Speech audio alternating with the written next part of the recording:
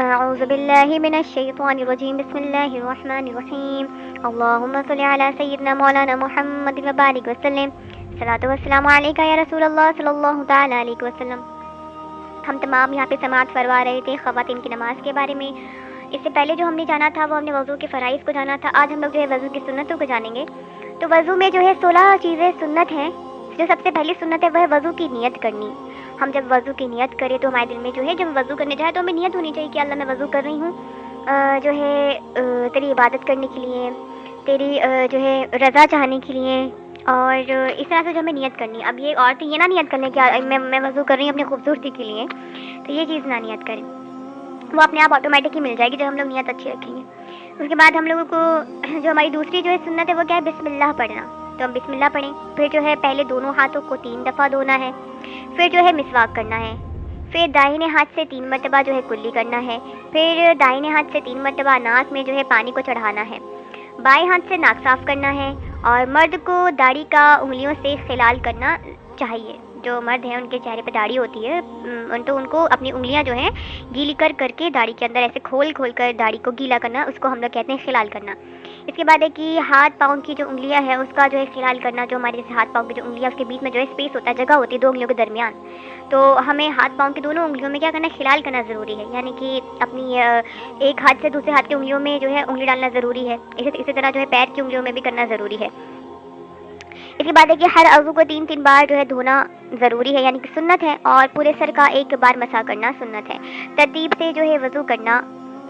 سنت ہے، اور مرد کی داڑھی کے جو بال منہ کے دائرے کے نیچے ہیں ان پر گیلا ہاتھ پھرانا بھی سنت ہے، اور جو ہمارے اعضاء ہے یعنی کہ جو ہمارے حصے ہیں ان کو لگاتار جو ہے دھونا بھی کیا ہے،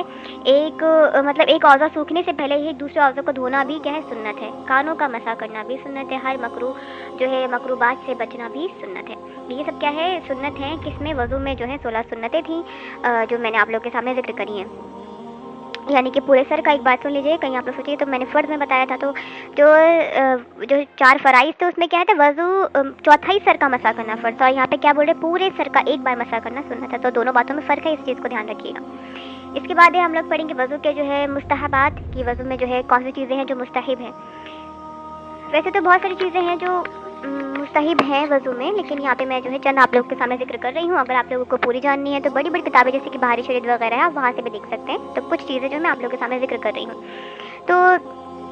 جو اعضاء جوڑے ہیں، جوڑے یعنی کہ ہمارے بدن کے جیسے کہ 2 پیر ہیں، 2 ہاتھ ہیں، 2 آنکھیں ہیں، 2 ناک ہیں، ان کو ہم لوگ جوڑے کہتے ہیں۔ تو جو اعضاء جوڑے ہیں مثلاً دونوں ہاتھ، دونوں پاؤں، تو ان میں داہنا ہاتھ سے دھونے کی ابتدا کرے، یعنی کہ دائیں طرف سے جو ہے ہمیں دھونے کی شروعات کرنی ہے، پھر بائیں والا بعد میں دھونا، پہلے دائیں سے ہمیں شروع کرنا ہے۔ مگر دونوں جو رخسار ہے ہمارے دونوں گال ہیں ان کو دونوں کو ایک ہی ساتھ دھونا چاہیے، یوں ہی جو ہے دونوں کانوں کا مسح بھی ایک ہی ساتھ کا ہونا چاہیے۔ اور جو انگلیاں ہیں، انگلیوں کی جو پیٹھ ہے جو ہماری بیک سائڈ ہوتی ہے ہاتھ کی، اس سے کیا کرنا ہے، ہمیں گردن کا مسح کرنا ہے۔ اس کے بعد ہمیں جو ہے اونچی جگہ بیٹھ کر وضو کرنا ہے، وضو کا پانی جو ہے پاک جگہ گرانا ہے، اور اپنے ہاتھوں سے وضو کا پانی جو ہے بھرنا ہے، پھر دوسرے وقت کے لیے پانی بھر کر رکھ دینا ہے۔ بلا ضرورت وضو کرنے میں دوسرے سے مدد نہ لینا، ٹھیک ہے، یعنی کہ جب ضرورت نہیں تب بھی جو وضو میں جو ہے مدد لیے جا رہے ہیں۔ اس کے بعد ہے جیسے کہ ڈھیلی انگوٹھیاں ہے، جیسے کہ اب جو ٹائٹ ہے ان کو تو بھائی ہلا کر ہی ہمیں پانی اندر کرنا، یہ تو بہت ضروری ہے، لیکن جو ہماری انگوٹھیاں ڈھیلی میں معلوم ہے کہ پانی آرام سے چلا جائے گا، لیکن پھر بھی اس کو ہلا لینا یہ بھی کیا ہے، مستحب ہے۔ اور جو ایسا انسان ہو جس کو کچھ نہ کچھ پریشانی ہے، نہیں ہے، سب کچھ ٹھیک ہے، تو اس کو چاہیے کہ وہ وقت سے پہلے ہی جو ہے وضو کر لے،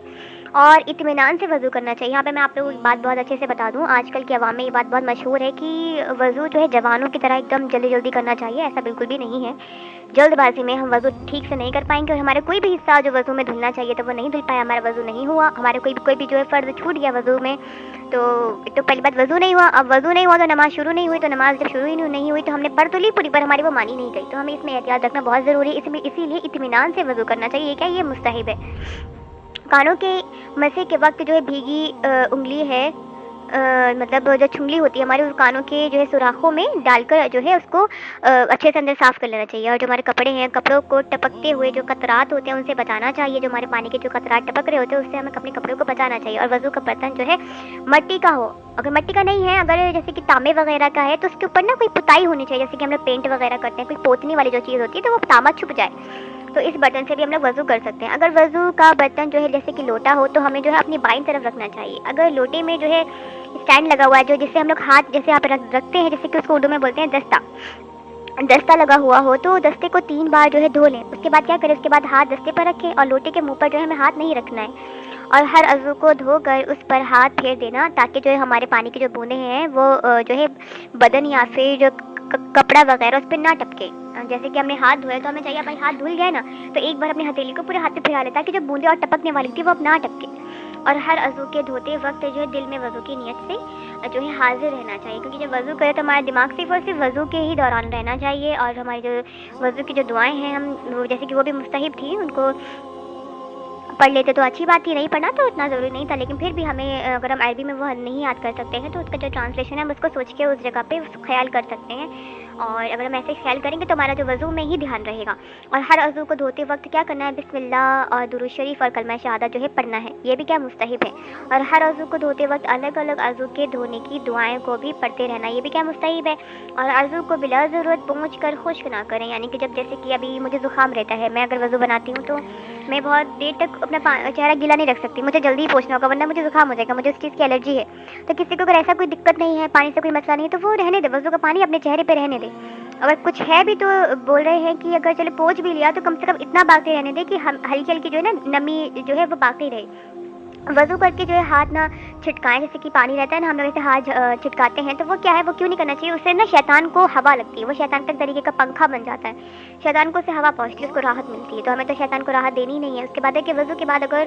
مکروہ جیسے کہ اگر ہم نے وضو کر لیا, اگر مکروہ وقت نہ ہو وضو کے بعد, اگر کوئی ایسا وقت نہیں جس میں ہمیں نماز نہیں پڑھنی چاہیے, کوئی مکروہ وقت نہیں ہے, تو ہمیں 2 رکعت نماز پڑھ لیں. اب وہ جو دو رکعت نماز پڑھیں گے اس کو ہم لوگ کون سی نماز کہتے ہیں, اس کو ہم تمام تحت الوضو کہتے ہیں. تو یہاں تک جو ہے ہم تمام کی وضو کی سنتیں ہوئی ہیں اور وضو کے مستحبات ہوئے ہیں. اس کے بعد انشاءاللہ تعالی نیکسٹ ویڈیو میں ہم لوگ پڑھیں گے وضو کے مکروہات. جب تک کے لیے مجھ سے یہاں تک بتانے میں کوئی بھی غلطی ہوئی ہو تو اللہ تبارک و تعالیٰ اپنے محبوب کے صدقے تو معاف کرے. جزاک اللہ خیرا. السلام علیکم ورحمۃ اللہ وبرکاتہ.